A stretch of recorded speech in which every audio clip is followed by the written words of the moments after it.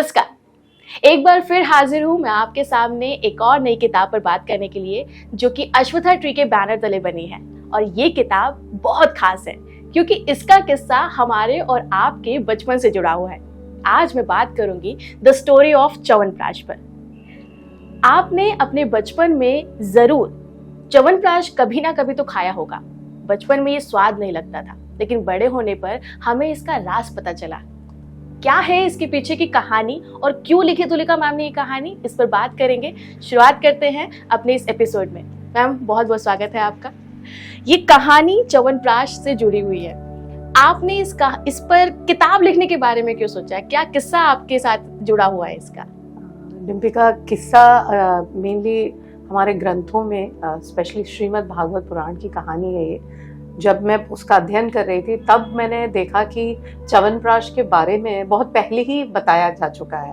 हमारे ऋषि च्यवन जो थे उनको अश्विनी जो भ्राता हैं, जो भाई हैं, अश्विनी ब्रदर्स जिनको कहते हैं, ट्विन ब्रदर्स हैं, वो देवता हैं और कहा जाता है कि वो देवताओं के डॉक्टर्स हैं। तो उन देवताओं जो डॉक्टर हैं अश्विनी ब्रदर्स, उन्होंने ही ऋषि च्यवन को आशीर्वाद दिया था और उन्हें एक जिसको कहते हैं मैजिकल कॉन्कॉशन या मैजिकल मिक्सचर, जिसको हम च्यवनप्राश कहते हैं, उसको बनाने के लिए उन्होंने फॉर्मूला दिया था। अच्छा। और वो फॉर्मूला कहा जाता है कि जो ऋषि च्यवन थे वो उनको जैसे होता है कि वन में जो हर्ब्स होते हैं, जो वृक्ष होते हैं, जो पेड़ पौधे होते हैं, तो उनसे दवाइयाँ बनाना, उनसे एक्सपेरिमेंट करना, वो उनको बहुत ही बखूबी आता था। तो इसलिए अश्विनी ब्रदर्स ने उनको चुना एक तरीके से संसार को च्यवनप्राश देने के लिए।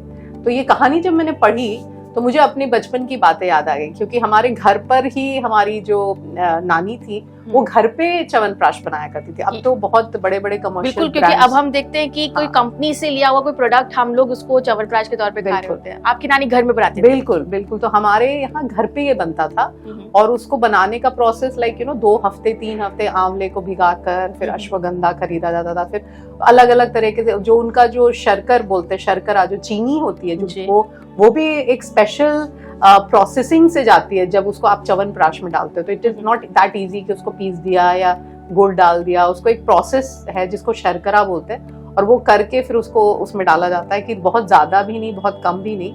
और कितने सारे हर्ब्स। तो मुझे याद है कि वो छत पर वो खटिया बोलते हैं ना, खटिए पे पूरा ऐसे ऐसे हर्ब्स, तो मैं सूंघती थी उनको कि ये डिफरेंट है, ये लंबा है, ये छोटा है, और इन सबको मिला के अनगिनत, I think it was more than 50-51 herbs जो है, उसको मिला के वो घर पे ही बड़े से कड़ाहे में बनाते थे च्यवनप्राश। और फिर मुझे देते थे इतने खुश होके, क्योंकि उन्होंने इतनी मेहनत की, वो चाहते थे कि बच्चों को अच्छा लगे, और हम बड़ी मुश्किल से खाते थे। रोज सुबह में मिलता था च्यवनप्राश और हम हल्ला करते थे, नहीं हमें दूध के साथ च्यवनप्राश नहीं खाना है। बट जब मैंने ये कहानी पढ़ी तो मुझे लगा कि ये हमारे जो पूर्वज हैं या हमारे जो ग्रैंड पेरेंट्स हैं, उनका कितना बड़ा हमारे ऊपर आशीर्वाद है कि एक तरीके से उन्होंने कभी इन सारे तरीके जो ट्रेडिशंस है इनको खोने नहीं दिया। बिल्कुल, ये कितने पुराने ऋषि च्यवन जिन्होंने ये आविष्कार तो नहीं कह सकते, इस मिक्सचर को उन्होंने पाया एक आशीर्वाद के रूप में, और किस तरह से उन्होंने जनरेशंस को दिया। तो हमारे भारतीय घरों में जब आप इस तरह की चीजें जो तुलसी है, तुलसी का काढ़ा है, या अमला का कोई वो जिसको कहते हैं अपना पिकल्स बनाना है, या बहुत सारी चीजें हैं जो खो रही हैं आजकल। ये सारी चीजें अब कोई जानता भी नहीं। इसलिए मेरी कोशिश ये रही कि जब मैंने इसको पढ़ा कि अरे ये तो बड़ी पुरानी चीज है, मुझे लगा था कि मेरी नानी ही बनाती है, लेकिन ये नानी से भी पुरानी चीज है, एक च्यवनप्राश बनना और च्यवनप्राश का जो मिक्सचर है। तब मुझे लगा कि एक मॉडर्न बच्चा, मॉडर्निटी और एक जो हमारे ग्रंथों में जो कहानी है उसको जोड़ा जाए तो एक अच्छी कहानी हो सकती है जिसको बच्चों को बताया जा सकता है। तो उस तरह से इस बुक की शुरुआत हुई। तो इस किताब में आपने च्यवनप्राश बनाने की विधि लिखी हुई है या उसके पीछे की स्टोरी?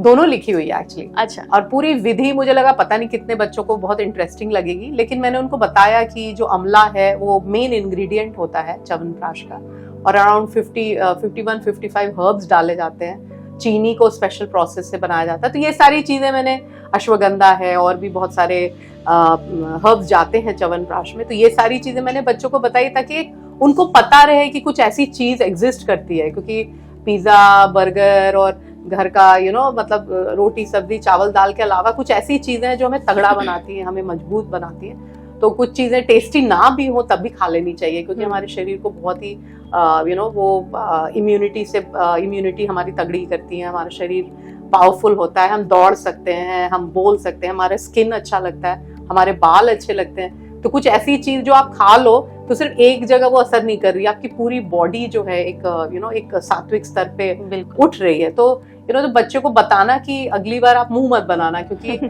बुरी चीज है, लेकिन उसको प्यार से खा लो, क्योंकि वो आपके बॉडी में जब जाएगी तो आपको बहुत ही तगड़ा बनाएगी। तो ये कोशिश रही है इस किताब को लिखने के लिए। और कहानी भी पुराण से ली हुई है, जो च्यवन ऋषि की जो कहानी है कि क्यों अश्विनी ब्रदर्स ने उनको च्यवनप्राश बनाने की विधि बताई। ये सवाल मेरे पास भी था कि आखिर ऋषि जो च्यवन है उन्हीं का ही क्यों चुनाव हुआ, क्योंकि हमने देखा है कि हमारे पुराणों और ग्रंथों में काफी तरह के अलग अलग काम करने वाले या महारत हासिल जो ऋषि हुआ करते थे काफी सारे हैं, फिर ऋषि च्यवन ही क्यों?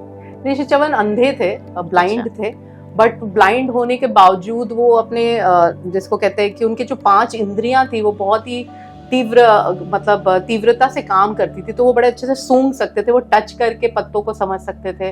और वो बचपन से ऋषि च्यवन जो थे उनको पर्यावरण से बहुत प्यार था। तो जानवरों से, पेड़ पौधों से, वो छोटे छोटे जब मतलब कहानियों में लिखा है कि जब कोई वन का कोई पशु पक्षी जब अगर इंजर हो जाता था तो किस तरह से वो पत्तों को तोड़ के उसके पैरों पे लगाना, उसको हील। तो उनके अंदर एक नेचुरली किसी को हील करने की जो टेंडेंसी थी वो उनके अंदर थी। और इसलिए वो मतलब कंटिन्यूअस उनके अंदर एक्सपेरिमेंटिंग माइंड था उनके अंदर। तो आई थिंक दैट्स व्हाई देवताओं ने उनको चुना होगा कि एक जनरल जिज्ञासा होना और बहुत इम्पोर्टेंट है। एक जनरल किसी चीज के लिए एक क्रिएटिव माइंड होना बहुत जरूरी है। तो आई थिंक अश्विनी ब्रदर्स ने कुछ ऐसा देखा होगा, इसलिए उन्होंने ऋषि च्यवन का चयन किया। तो ये एग्जाम्पल काफी हद तक ये समझाने की कोशिश करता है कि अगर किसी का कोई कोर इंटरेस्ट है और आप उसको लेके बहुत पॉजिटिव हो या डेडिकेटेड हो तो नेचर आपको उसमें सपोर्ट करती है और आगे पुश करने के लिए भी वो आपको कोई ना कोई हेल्प जरूर करती है। हम लोग देख रहे हैं कि आजकल पेरेंट्स भी नहीं चाहते हैं कि वो किसी पुराने फॉर्मूला पर बच्चों को अपने को खिलाएं या फिर उसके लिए आप सोचें, क्योंकि नए फॉर्मूलाज आ रहे हैं, हेल्थ ड्रिंक्स भी आ रही हैं। तो ऐसे पेरेंट्स को आप क्या मैसेज देना चाहेंगे कि वो क्यों हेल्थ ड्रिंक्स को छोड़कर च्यवनप्राश को चुने?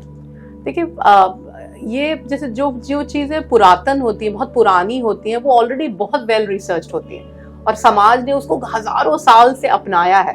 तो उसके लिए कोई अलग से उसके रिसर्च करने की जरूरत नहीं है। मतलब दादा परदादा इनके उनके सबने खाया है और सबने उसकी बेनिफिट्स को देखा है। तो जो नई चीज है उसका बॉडी पर क्या असर होगा वो तो बहुत कम समय के लिए हमें मिला है। तो वो आपकी बॉडी पर 10 साल 5 साल 20 साल में आपकी बॉडी उसको खा के उसका क्या असर होगा तो वो तो अभी हमें पता नहीं चलेगा। लेकिन ये ऑलरेडी ट्राइड एंड टेस्टेड है। तो ट्राइड एंड, जैसे मैं रेस्टोरेंट भी जाती हूँ तो मेरी बड़ी कोशिश रहती है कि मैं वैसे ही रेस्टोरेंट में जाऊँ, उसी में जाऊँ, बार बार जाऊँ, क्योंकि ट्राइड एंड टेस्टेड है। करेक्ट। बार बार ये भी किया, वो भी किया, यहाँ भी गए, वो भी गए। अच्छी बात है, लोग करते हैं, बट लेकिन स्पेशली जिस चीजों को हम अपने हेल्थ के लिए यूज कर रहे हैं, कोई कैप्सूल ले रहे हैं, कोई हेल्थ ड्रिंक ले रहे हैं, च्यवनप्राश ले रहे हैं, तो इट्स वेरी इंपॉर्टेंट कि कोई चीज जब आप खा रहे हो जिस चीज को, तो वो कुछ ऐसी चीज होनी चाहिए जो बॉडी को किसी तरह से कोई नुकसान ना हो।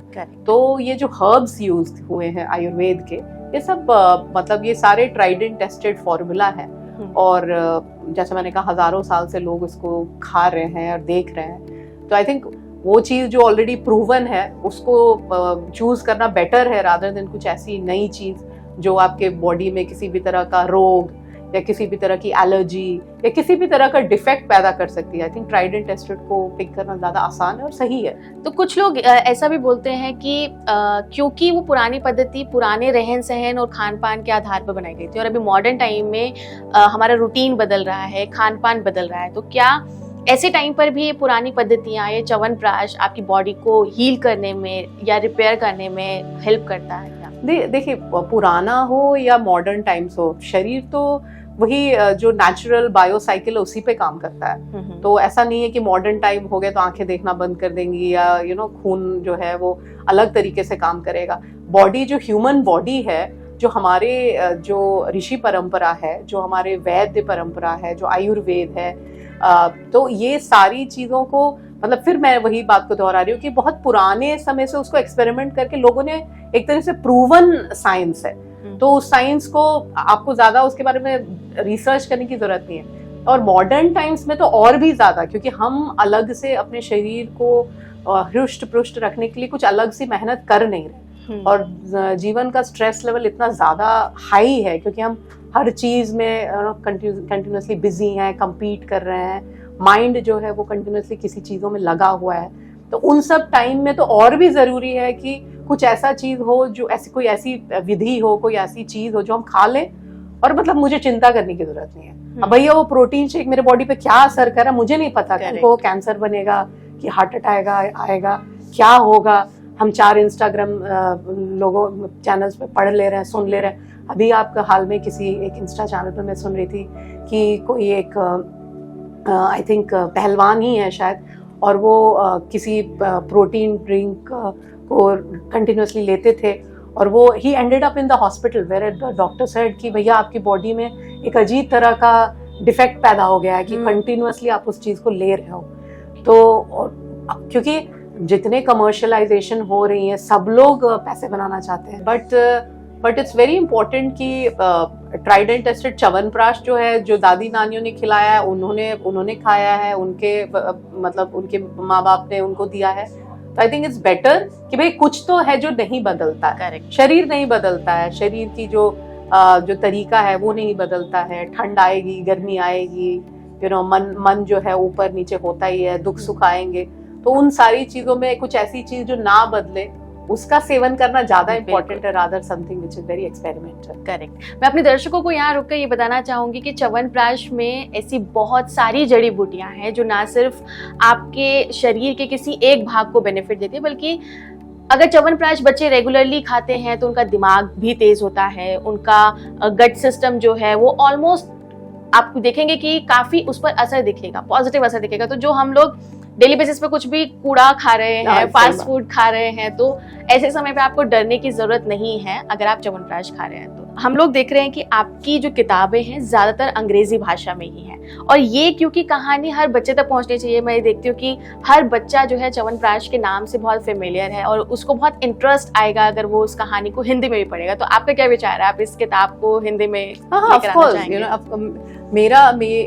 जब मैं लिखना शुरू करती हूँ वो कहानी मुझे किस लैंग्वेज में आ रही है मेरे दिमाग में, मेरी कोशिश ये रहती है कि उसी लैंग्वेज में लिखो। और दीपिका, जो गाँव के बच्चे हैं ना वो वैसे ही बहुत नेचुरल होता है। करेक्ट। मतलब पेड़ों से वो आम तोड़ेंगे या टमाटर मूली और धो के खा लेंगे, तो वो तो ऑलरेडी बहुत प्रकृति से जुड़े रहते हैं। बिल्कुल। और उनको मैं बताऊंगी तो शायद उन्हें अच्छा भी लगे, बट जो हमारे शहरों के बच्चे हैं जो प्रकृति से बहुत दूर हैं और पेड़ उनको देखने को नहीं मिलता, और किस तरह से हम दिल्ली में भी इस समय पोल्यूशन में रहते हैं, तो वो उन बच्चों को ये बताना कि क्यों च्यवनप्राश जैसी चीज आपके लिए इम्पोर्टेंट है, उनको ये बताना कि भाई एप्पल फ्रिज से नहीं आता, एप्पल खेत से पेड़ों से आता है, खेत से आता है। तो ये वाली सारी चीज आई थिंक इंग्लिश में लिखे जाने से जो रीच है उस शहरी बच्चों की वो सही रहेगी। लेकिन हाँ, डेफिनेटली जैसे जैसे मौका मिलेगा मैं कोशिश करती हूँ और कोशिश करना चाहती हूँ कि इसको और भी रीजनल लैंग्वेजेस, हिंदी में या और भी अलग अलग भाषाओं में इसको ट्रांसलेट कर सकूं। बिल्कुल, हम लोग भी चाहते हैं कि आप जितने भी नेचर से जुड़े हुए आपने अपनी किताबों में किस्सों को लिखा है, ये बहुत ही इंपॉर्टेंट है, वो भी आज के समय में जब हम लोग नेचर से इतना दूर जाते जा रहे हैं। और बहुत ज़रूरत है कि बच्चे जो कल का भविष्य है, अगर वो प्रकृति की इम्पोर्टेंस को समझ जाएंगे और प्रकृति से जुड़ना शुरू कर देंगे तो हम एक बहुत ही जल्दी एक नए समाज को अपने सामने देख पाएंगे। Thank you so much ma'am, आपने इस किताब के जरिए और इस इंटरव्यू के जरिए अपना नॉलेज हमसे शेयर किया। Thank you. तो देखा दर्शकों, आपके लिए किताबें पढ़ना क्यों जरूरी है आपको अब समझ में आ रहा होगा, क्योंकि किताबों में काफी सारा ऐसा ज्ञान छुपा है जो हमें शायद आम बोलचाल में या आसपास लोगों से बातचीत करने में उतनी जल्दी नहीं पता चले। तो किताबें पढ़ते रहिए और किताबों के लिए आप अपने बच्चों के लिए अश्वत्था ट्री की किताबें चुन सकते हैं। अगले एपिसोड में मिलेंगे एक और नई किताब और एक नए ज्ञान के साथ। तब तक के लिए मुझे दीजिए इजाजत। देखते रहिए क्लिक इंडिया। नमस्कार।